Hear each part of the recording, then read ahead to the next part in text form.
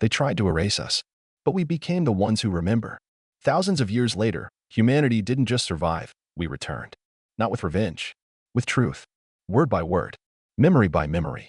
We didn't destroy them, we gave them a choice. And the stars heard our voice. Now the galaxy knows, we are not what they thought.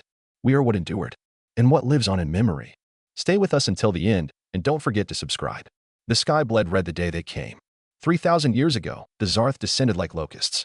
Their ships blotted out the sun. Their weapons turned cities to ash. Earth burned, and with it, our innocence.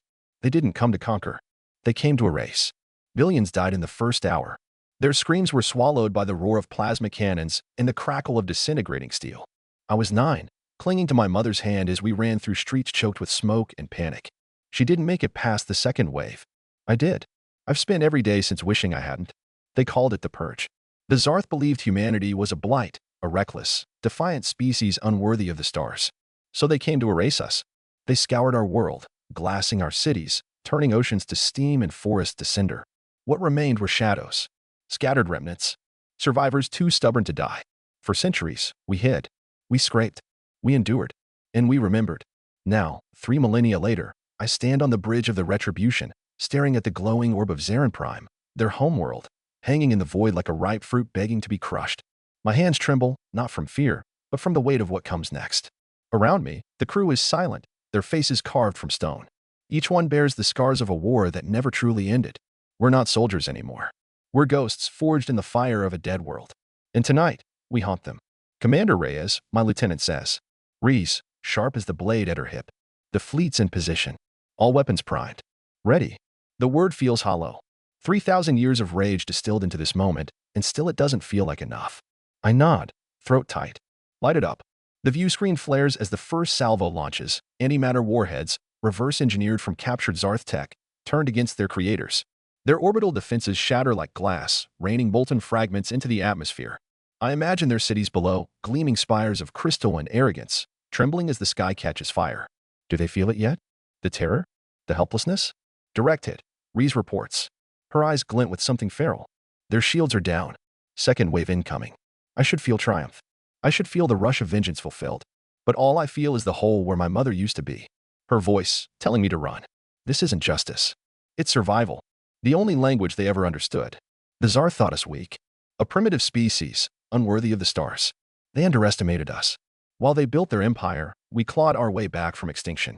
We scavenged their wreckage, reverse-engineered their tech, turned their own arrogance into our strength. 1,000 years ago, we launched our first colony ship beyond the belt. 500 years ago, we cracked faster than light travel.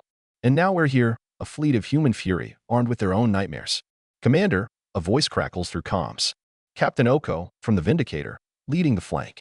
They're scrambling fighters, broadcasting distress. Reinforcements inbound from the outer systems. Let them come, I reply. My voice is steel despite the storm inside. We've got enough firepower to glass half their empire before they get here. He grunts, could be a laugh, if we still remembered how.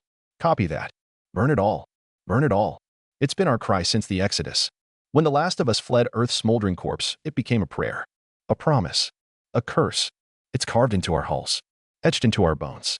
For every child who starved in the camps. For every survivor who froze in the dark. For every soul lost to their purge. We make them pay. The view screen zooms in.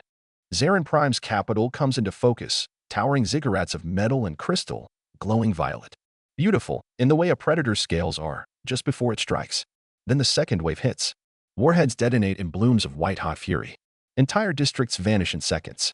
Smoke coils into the sky. Rivers of molten slag run between broken towers.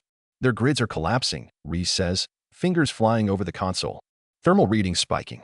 Civilian sectors are taking heavy damage. Civilian sectors. The words twist in my gut. I see flashes, my sister, buried under rubble. My father, vaporized before he could scream. Did the Zarth hesitate when they torched our schools? Did they mourn our civilians? Keep firing, I order. My voice is cold as the void outside. No quarter. Rees hesitates. Just for a heartbeat. Then nods. She's young, barely 30, but she understands. We all do. This isn't about mercy. It's about ending them before they end us.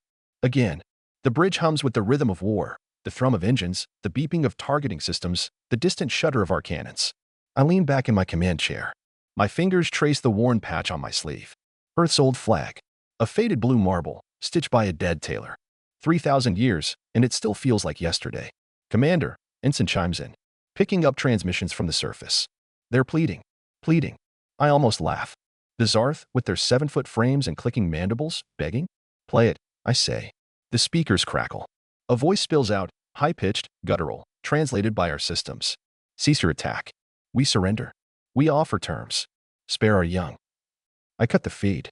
They didn't spare ours. Silence falls again. No one argues. No one questions. We've carried this grudge too long for second thoughts. Third wave ready, Reese says. Awaiting your command. I stare at the burning world below. The chaos we've unleashed. The history we're rewriting in fire.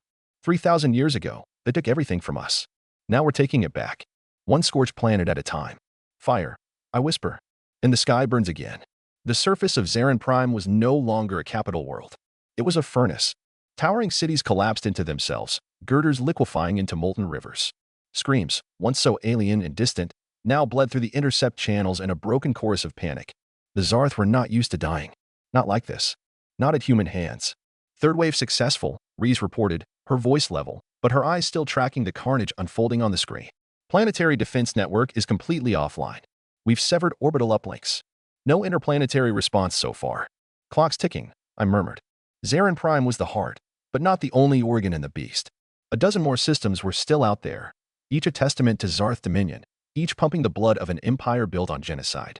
The longer we stayed, the more time we gave them to regroup. Ensign, our systems analyst, broke the silence. We're intercepting internal transmissions.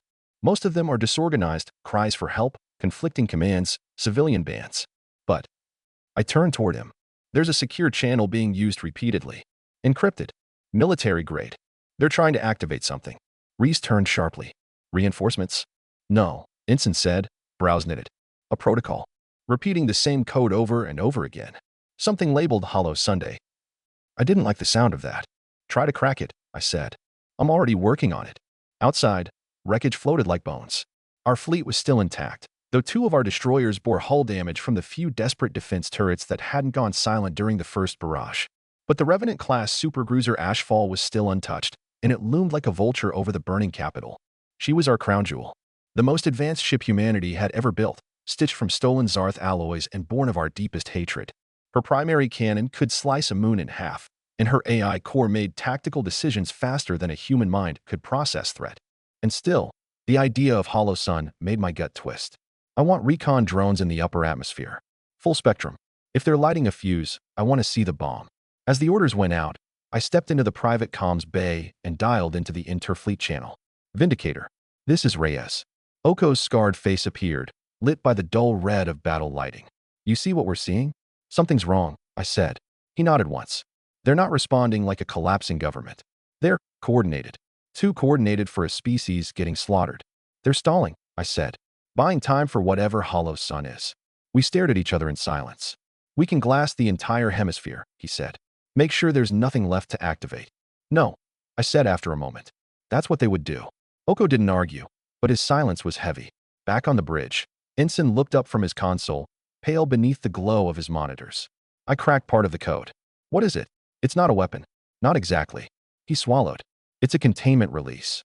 The word hit me like ice down my spine. Explain. There's a vault under the capital. Deep, miles below the crust. It's old. Older than the city above it. It predates this capital. Might predate the Zarth Empire itself. Containment of what? I don't know. But Hollow Sun appears to be the failsafe. If the core systems go down, if the planetary grid collapses, the vault opens. Why the hell would they open a vault as the planet's falling apart? Reese didn't wait for my answer. Because whatever's inside is worse than death. We launched ground teams. For dropships. 50 soldiers each, fully sealed, armed with the best tech we had. Their orders were to breach the central archives, access the ancient vault's command logs, and determine whether Hollow Sun could be shut down manually. As the ships descended, I watched from orbit, fists clenched behind my back. The vault wasn't just old. It was forbidden. A legacy the Zarth buried so deep, even their arrogance feared it.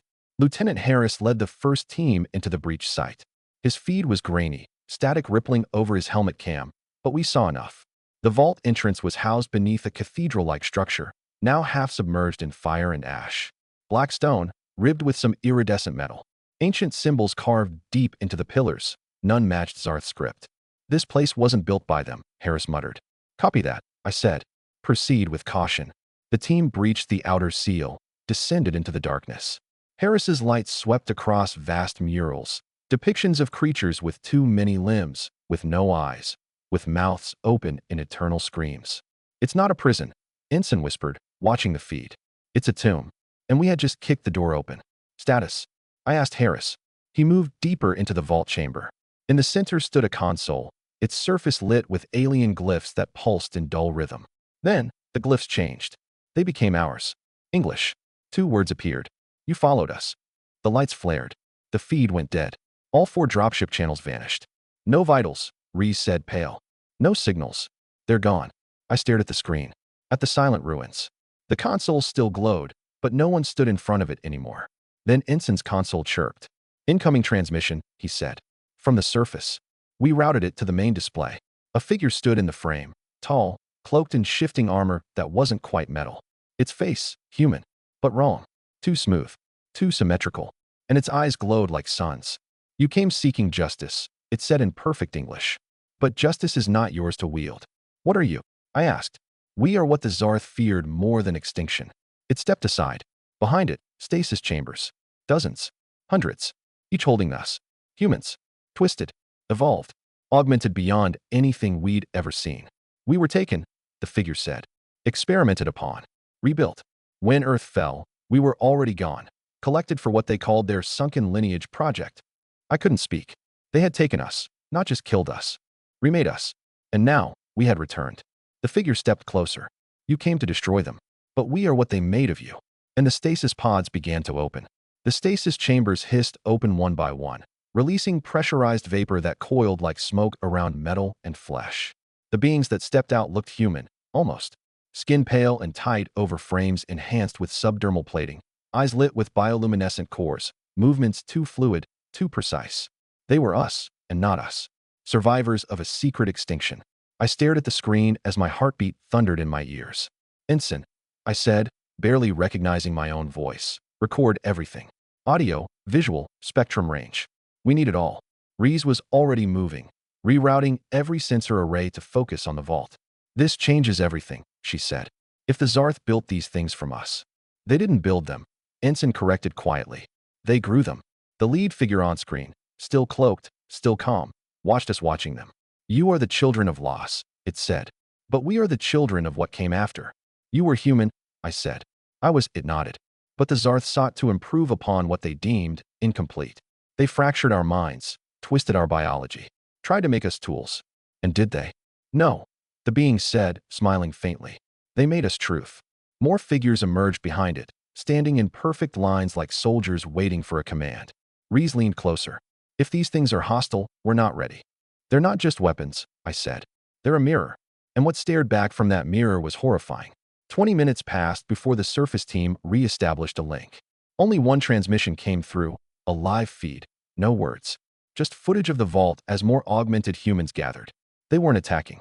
They weren't trying to escape. They were simply watching. Until one of them turned to face the camera and spoke. No more blood. No more revenge. Let the Zarth live. The words sent a wave of confusion across the bridge. Reese looked at me. What the hell is that supposed to mean? I didn't answer. Because I didn't know. The image shifted, now showing a Zarth elder, dragged before the augmented beings. They knelt before him, pressing one hand to the floor. Not as submission. As something stranger. Reese stared. That's the overseer of Zarin Prime. He ordered the firebombing of Earth's last redoubt. We have that on record. But the hybrid didn't kill him. He offered the overseer a data drive. Take our truth, he said. Or take your extinction. The Zarth trembled, his mandibles twitching. But he accepted the drive. The screen went black. End of feed, Ensign said. No explosions. No threats. No demands. Just a message. And an offer. Later that cycle, a new transmission reached us. This time directly from Zarin Prime's planetary net. A public broadcast. The overseer stood before his people, filmed against the backdrop of their shattered capital. Beside him stood the hybrid leader. This cycle marks the end of the Zarth Empire, the overseer declared. We are not conquered. We are corrected. Gasps echoed around the bridge. He's surrendering? Reese said. No, I whispered. He's surviving. The overseer continued. For 3,000 years, we told ourselves that the purge was necessity, that the humans were chaos, that extermination was preservation. He turned slowly to the hybrid at his side. But they remember. And then the hybrid spoke. We are not here to destroy. We are here to remind. The broadcast ended. The silence that followed was heavier than gunfire. Hours passed. Fleet Command sent orders. Abort strike runs. Hold orbit. Await instructions. But no one said what we all knew. The war was over. Because there was no one left to kill and nothing left to prove. Reese approached me in the observation bay, the planet glowing below. I thought this would feel like victory. I nodded slowly. We didn't win. She glanced at me. We survived. That was all we ever did. Survive long enough to become a lesson. Later, I stood alone before the transmission archive, watching the hybrid's face loop on repeat. We are not here to destroy. We are here to remind. Across the fleet, our soldiers sat at their posts, weapons cold. Ships floated like relics of a war that never truly ended because it never truly began. And I realized something terrible. We had become the very thing we feared. Not the hybrids. Us. When the last Dominion fleet arrived, reinforcements called days earlier by the panicked Zarth Council, they found us in orbit, weapons cold. They expected fire. Instead, we opened a channel and sent them the truth. The full archive, the hybrid's testimony, the overseer's broadcast, and footage from Earth during the purge. We expected silence. What we got was retreat. They left without a word. Because there are some truths even empires cannot look at without breaking. On the 5th day, a vote was held across our fleet. Do we leave? Do we stay? Do we finish what we started? And by an overwhelming margin, we chose to leave. Not out of mercy, but out of memory. Because if vengeance could birth peace, it would have long ago. Instead, we left behind a marker in orbit of Zarin Prime, a monolith forged of wreckage, etched with words in every known language. Never forget what you buried. Never forget what returned. And below, in English, we are the memory of the fire. The journey home was quiet. No songs. No celebration. Just a low thrum of the engines and the sound of 1,000 soldiers grappling with peace. We left Zarin Prime behind, not conquered, not erased, but changed. Or so we hoped. What they chose to do with the truth was no longer ours to control. That was the hardest part of all. After 3,000 years of rage, the war that defined us had ended with a sentence, not a scream. The retribution led the fleet through the broken corridors of space we'd once traversed in fear. Back then, every shadow had teeth. Now, there was only reflection. Humanity had changed too. We no longer burned with revenge, but we carried the embers of memory. Along the route, we passed old outposts long abandoned, stations once thought lost, transmitting weak signals into nothing. One, orbiting a shattered moon, bore a symbol etched into the hull, the Earth flag, covered in soot, preserved like a relic.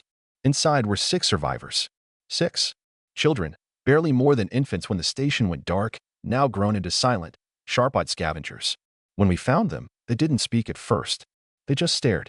One of them, a girl no older than 14, asked me a question I hadn't expected. Are we winning? I wanted to tell her yes. To say we had finally broken the Zarth, burned their pride to ash, carved justice into the stars. But I couldn't. Instead, I knelt and said, we remembered. She nodded, like that was enough. And maybe it was. We returned to Titan first, our first cradle after Earth fell. It had changed, grown. Once a military stronghold carved into methane ice, it was now a city of glass domes and green fields, hovering gardens and schools beneath the rings of Saturn. No one cheered when the fleet entered orbit. Instead, people gathered in silence, staring at the sky. Some knelt. Some reached upward. Most just stood. They knew. We hadn't returned as heroes. We had returned as proof. Proof that we endured.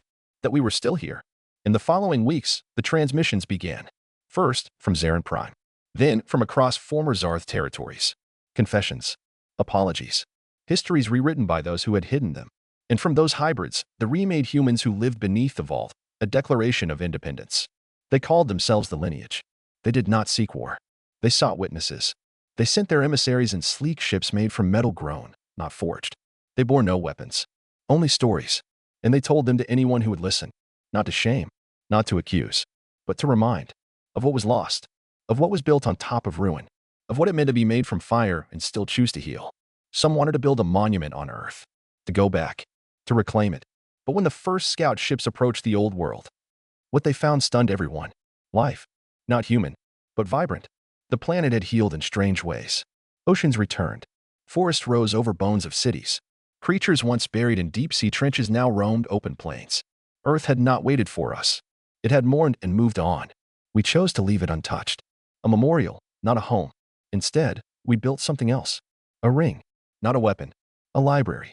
In orbit above Mars, it stretched 10 kilometers across, etched with the names of the fallen, lit by solar flares, rotating slowly to the rhythm of our oldest music.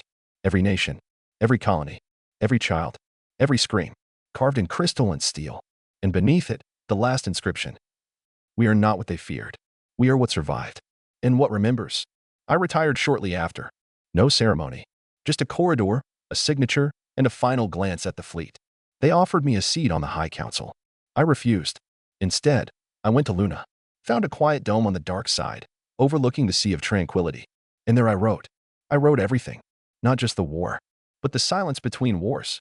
The moments when we chose to be more than our past. When we chose to stop burning and start building. I don't know what comes next. The stars are vast. The galaxy older than all our sins combined. There are others out there watching, waiting, wondering what kind of species we become. But I know this. If they come with fire, we will endure. If they come with fear, we will teach. And if they come with questions, we will answer. Not as the ones who won, but as the ones who remember.